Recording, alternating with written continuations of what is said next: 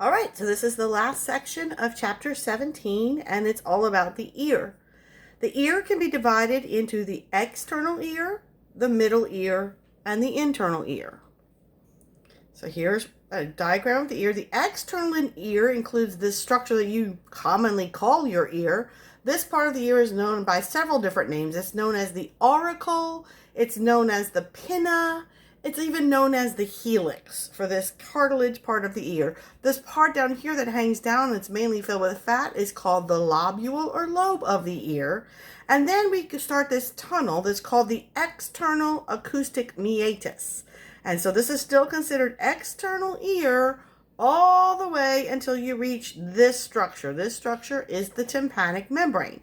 Now the tympanic membrane is the boundary between the external ear and the middle ear. Now the external ear is an air-filled chamber and the middle ear is an air-filled chamber. And the middle ear consists of the tympanic membrane, the tympanic cavity, the ear ossicles, and then coming down off the bottom of the tympanic cavity, we have this tube here, which goes by several names. It goes by the auditory tube, the eustachian tube, and I can't think of the last one. It's like nasopharyngeal tube, okay? And this tube actually leads to a spot in your throat. Now, this is also an air-filled space. So the reason why we have this tube is for equalization of air pressure. So we can open this tube by opening our mouth wide and yawning or chewing, and this opens. And if there's a difference in air pressure between the middle ear chamber and the external ear, then that pressure gets equalized. Okay, so both of those are air-filled chambers. And then we have inside the bone, this is within parts of the temporal bone here. This is called the inner ear, and inside the bone we have another weird set of bones. This is called the cochlea, the snail shape, and this part is the vestibule, and over here we have the semicircular canals, and this together is called the bony labyrinth of the inner ear. And it's hiding inside the petrous part of the temporal bone. If you remember back from 2401, this was like a ridge that stuck up from the floor of the skull. Okay, so those are the three ear chambers: external ear to here, middle ear to here, and internal ear. Something else about the internal ear: it is not air-filled. It is a fluid-filled space inside the cochlea, the vestibule, and the semicircular canals. But we'll talk more about that as we go on. Okay, so again, the external ear has the part that sticks off the side of your head called the auricle, the pinna, or the helix, and it is a giant funnel. Sound is vibration of air molecules. And so we want to direct those vibrations into the external acoustic meatus. And so this is going to bring those vibrations towards the tympanic membrane. Another name for the external acoustic meatus is auditory canal. You need to be careful because there's another tube in the throat that is going to be close. It's called auditory tube. So you're going to have to be really careful between those two terms. Now, because we have two ears, the one ear is going to get the signal better than the other. It helps give us directional sensitivity to where the sound is coming from. Now, those vibrations of air are headed towards this structure, the tympanic membrane. You might know it as your eardrum. And what it does is it takes little vibrations of air and turns them into big vibrations of the membrane that shake these little tiny bones that are attached to it like a machine. Okay, so the tympanic membrane is for magnifying the vibrations of sound in the air molecules. Now, inside the external ear, you have some modified sweat glands called ceruminous glands, and they make your earwax, which in anatomy we call cerumen. Cerumen helps to keep things out of your ear by getting them stuck in the wax. And it's also there to help slow the growth of bacteria and other microorganisms. Okay, middle ear, air-filled chamber. It communicates with the nasopharynx through the auditory tube. I also like calling this one the eustachian tube. Sorry, I'm old school and most people know what a eustachian tube is, but it's very easy to confuse auditory canal and auditory tube. So I discourage the use of auditory tube just to keep your terms straight.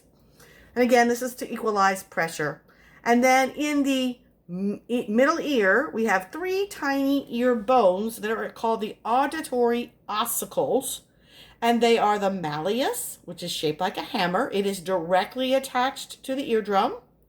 The incus, it's called that because the incans, it looks like an anvil. And then we have, I've heard this called the stapes. I just tend to call it the stapes. And it is shaped like a stirrup off of a saddle. Kind of like a U with a cross on it, on the bottom part, okay? These three little bones. So when the eardrum shakes, it shakes the malleus shakes the incus, and the incus shakes the stapes, or stapes. So these are those three tiny ear bones. Okay, this is where they would be inside the middle ear. So here is the handle of the hammer, and this big round part is like the part that would actually strike the nail, the mallet part. So this is the malleus. It's the only one directly attached to the tympanic membrane.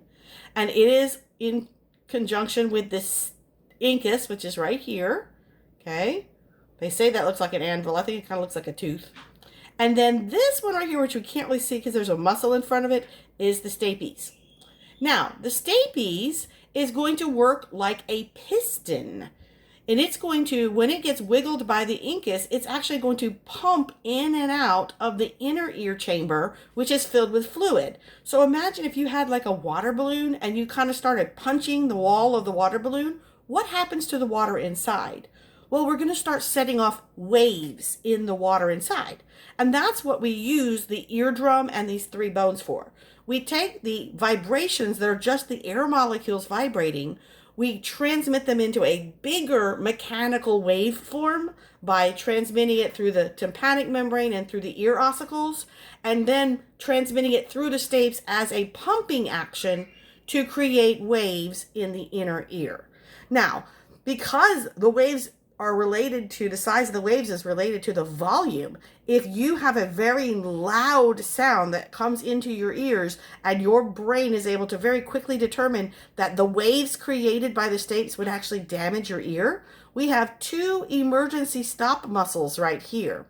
One of them is called the tensor tympani, and it's attached to the handle part of the malleus at the tympanic membrane. And so it will stop the vibrations from being transmitted from the malleus to the incus. Okay, that will prevent large swings of the stapes.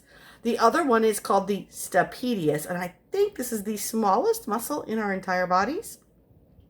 And the stapedius muscle can pull the stapes back away from the inner ear and not let it plunge in as a piston. So these two muscles are kind of our emergency stops for transmitting sound. Now, the area on the inner ear that it goes into is called the oval window. It's a hole in that bony labyrinth that the bottom of the stapes fits in very nicely. So again, here are those three bones. Here's the tympanic membrane. Here is the malleus. Here is the incus. To me, it looks like a giant tooth. And here is the stapes. On your lab exam, you won't have this colored picture, but you will have to identify those individual ear ossicles. So make sure you know who is who.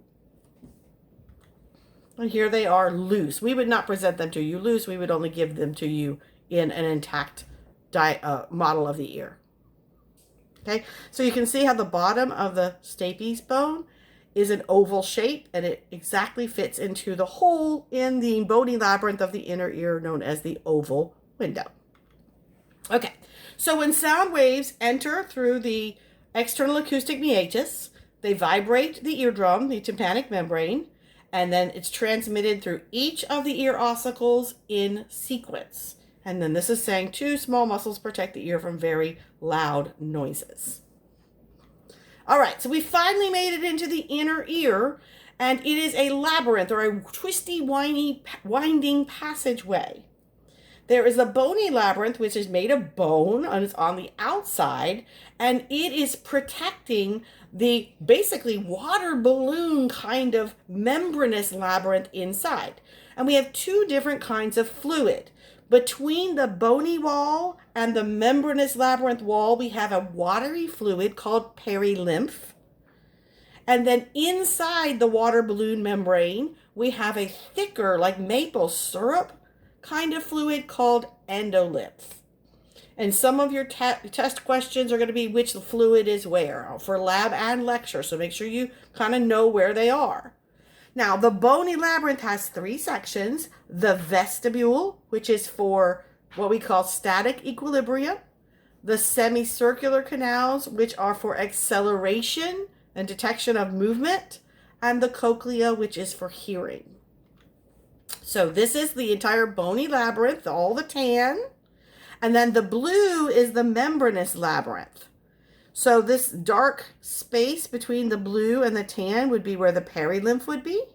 And then inside the blue would be where the endolymph would be. We can't really see the endolymph right now. And notice that even though it's one structure, it has 3 distinct areas. We have this area that kind of looks like a snail shell or a conch. That's why it's called the cochlea. This is where hearing happens. And then this is the vestibule. This is for some of your balance. And then these are the semicircular canals, which have to do with balance and detection of motion. Now, this bony labyrinth, perilymph, membranous labyrinth, endolymph is going to be the same pattern throughout all 3 sections. Excuse me, I had a cough. Of the entire inner ear structure. Okay, so let's start with the very middle, the vestibule. Vestibule is a place for determining head position, and we call it static equilibrium. It's kind of like body position. And you can feel some acceleration here, but you can't, it's not as good as the semicircular canals, okay? So it encloses 2 structures called the saccule and the utricle.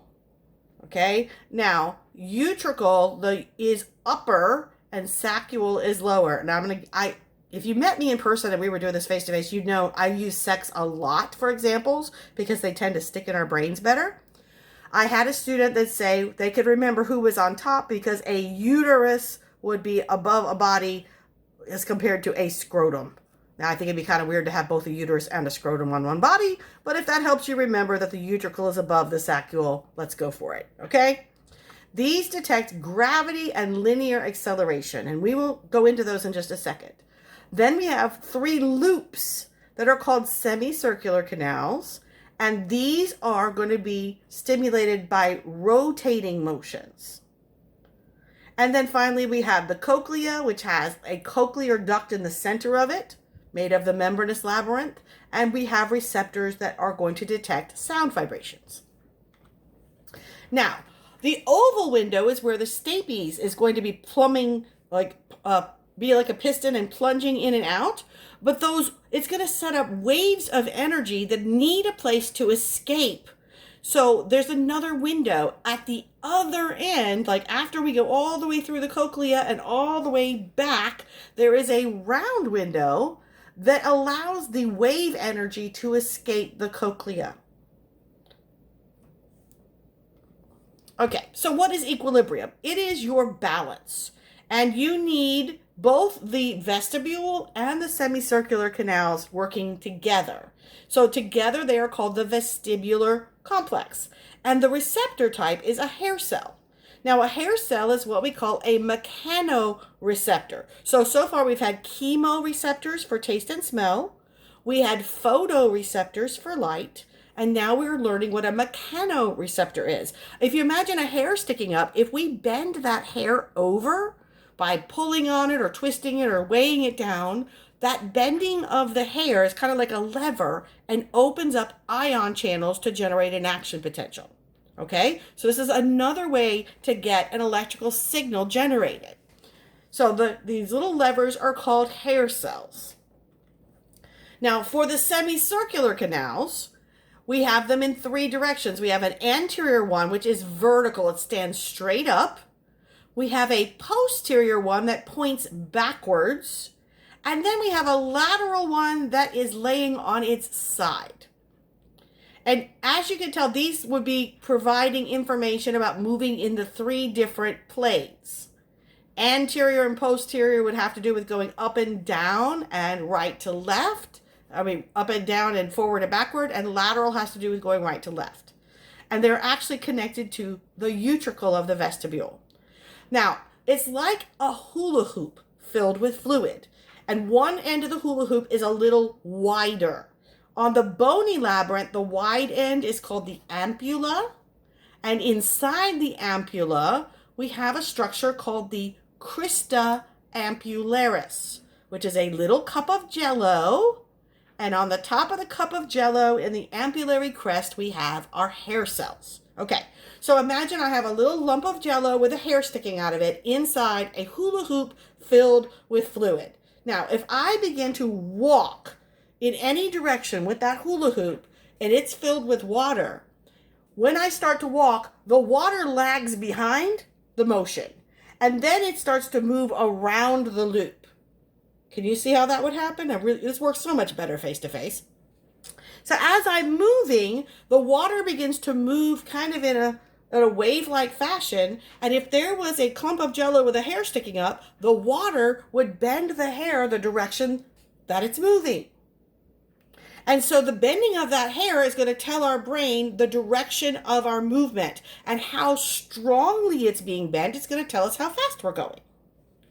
Each hair cell has about 80 to 100 little tiny hairs called long microvilli called stereocilia, and one taller kinocilium. Okay, so like I was saying, this is my anterior semicircular canal. It's the only one that sticks straight up. This one is lower and it points backward. So this is my posterior semicircular canal. And then the one that's laying sideways is the lateral semicircular canal. One end of each semicircular canal is wider, rounder than the other, and that is called the ampulla.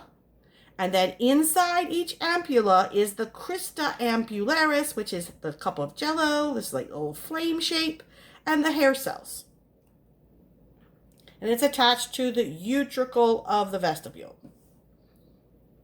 Okay, so this is an up-close view at one of those crista ampullaris structures. So here are our hair cells buried in this flame shape of jello called the cupula. So if I start to move in a certain direction, the fluid would start to, let's say I was moving to the right, the fluid would start moving to the left and would bend the cup of jello over, which would bend these kinocilia and stereocilia, and would tell my brain by opening up ion channels, would generate action potentials, and it would tell my brain that I was moving to the right. Okay? Now, these little hair cells, their axons, join together to become the sensory nerve that for balance. Now, this nerve is created in two halves. This is part of the vestibule. So coming off of the semicircular canals and the vestibule is the vestibular part of the nerve, or the vestibular nerve. And then it's going to merge with the axons coming out of the cochlea, which is the cochlear nerve. And together we get the vestibulocochlear nerve, which hopefully you remember from Anatomy 1. Okay, so here's a little diagram showing if we start moving this way, the fluid goes down and pushes the cupula this way. At rest, it's straight up and down. If we were start to move to the right, the fluid would go to the left and would move the cupula this way. And again, here is how those individual, one long kinocilium and then the smaller stereocilia are all arranged on the hair cell. Okay, so that's what the semicircular canals are for. The vestibule in the middle has the utricle and the saccule, and they are in the vertical and horizontal planes. Now, what we have in here is we have slabs of jello. Each one is called a macula. And it's not normal jello, it's grandma's jello. You know what grandma does to jello? She puts stuff in it. You know, sometimes fruit. In our ears, we don't put fruit in our jello, we put stones. We put little mineral crystals called otoliths, which means ear stones, to weigh the jello down. Okay, we're going to see why in just a minute. Also, this space is connected with the endolymphatic duct, which is this long tube, and then this little diamond or kite shape called the endolymphatic sac, and these are places where we store extra endolymph. Okay, so like I said, the utricle and the saccule are each made of something called a macula. The macula of the utricle is for horizontal movement, and the macula of the saccule is for vertical movement. And these little slabs of jello are weighed down with ear stones.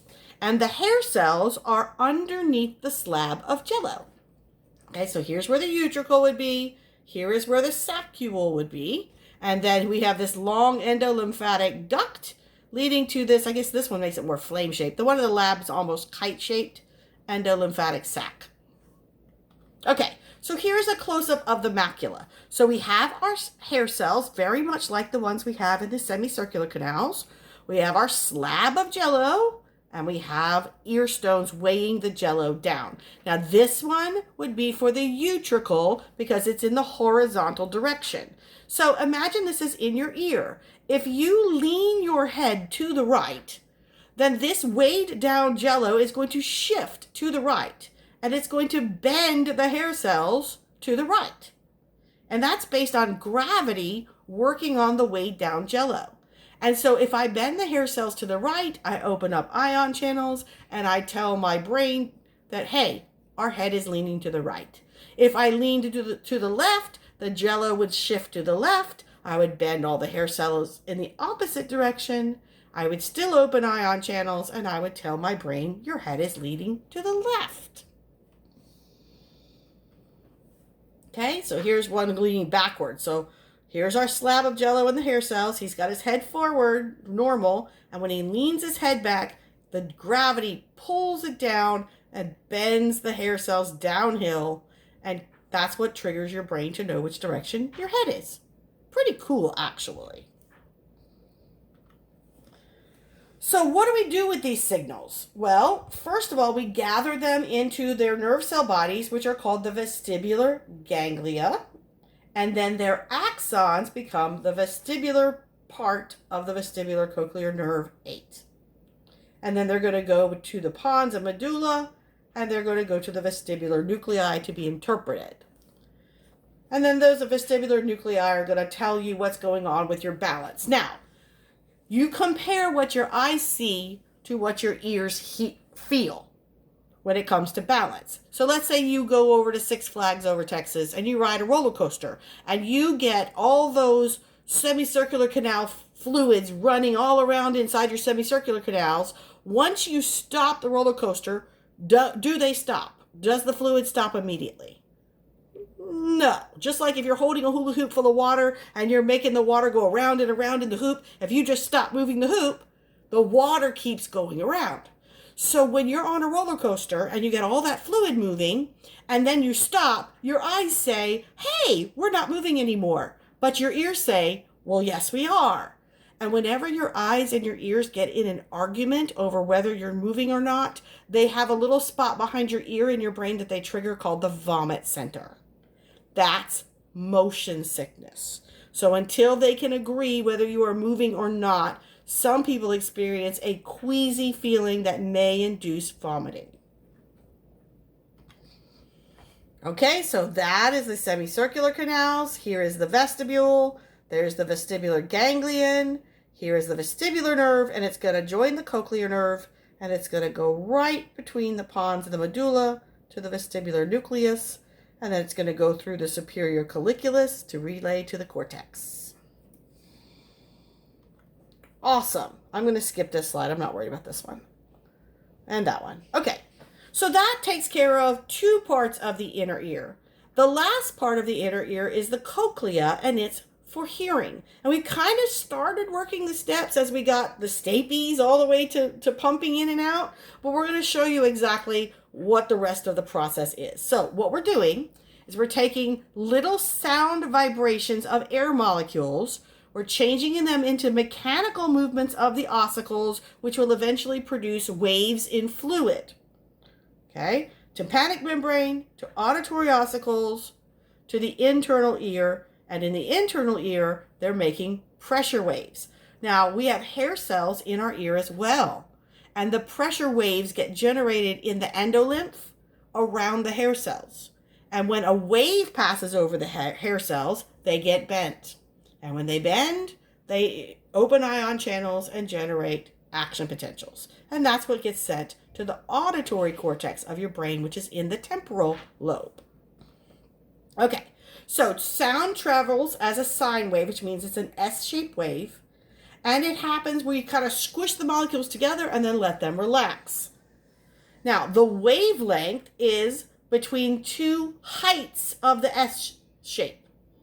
And if we're going to talk about frequency, it's the number of waves that pass a fixed point in a given time, and we measure it in hertz. So instead of wavelength, we're counting the number of waves in cycles per second. Okay, so for sounds, pitch, how high or low, is how we interpret the frequency. Higher frequencies have higher pitches. Lower frequencies in our interpretations have lower pitches. The height of an individual wave is its amplitude, and the intensity has to do with the height of the wave, because that is determined by the amount of energy, and that gives us how loud it is. And we report the loudness in decibels. So here, if we hit a tuning fork and we can actually see what's happening with the air molecules, as the fork bangs back and forth, it creates pockets of air with spaces in between where the molecules are crowded and then not crowded, crowded and then not crowded. And these are the vibration waves that get funneled into the external acoustic meatus. And so again, here's those pressure waves, lots of molecules, few molecules, lots of molecules, few molecules. So a wavelength is from the top of one to the top of the other, and the height is from the bottom to the top. This is the amplitude. So this would be loudness, and how long or short these are would be frequency. And here's a little chart if you're curious about the decibel levels of different sounds. Okay, now this is really important because if you have too loud a sound transmitted into your cochlea, then the hair cells at that frequency can be broken off and they never grow back. So you would be deaf to that frequency forever. So if you go to a rock concert and position yourself right in front of the bass speaker, you are probably going to destroy the hair cells at the low frequencies, and you will never hear those sounds again for the rest of your life. That's kind of really important to know. Okay, now the cochlea, the snail shell, it is going to be a curled up sandwich of tubes. So we have three spaces. We have an upper space called the vestibular duct, or old school is the scala vestibuli. We have the middle space, which is actually the cochlear duct, which is the membranous labyrinth, like we've seen in the other two regions. And then below the membranous labyrinth, we have a third space, which is called the tympanic duct, or scala tympani. Now, here's a little clue. These two are actually connected to each other at the very tip of the cochlea. So it's like if I took one really long tube and sandwiched it over a not so long tube. So the tube that's on top and on bottom is all one tube, and there's a different tube running between them, okay?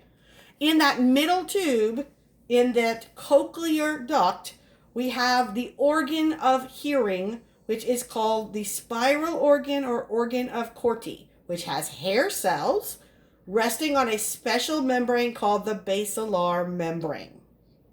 All right? Over top of these hair cells, we have a little slab of jello that is called the tectorial membrane. And then we also have above that a vestibular membrane. So what we're doing is we're cutting into this snail shell shape, okay? And so it starts right here, right at the vestibule, and we go all the way to the tip and then all the way back.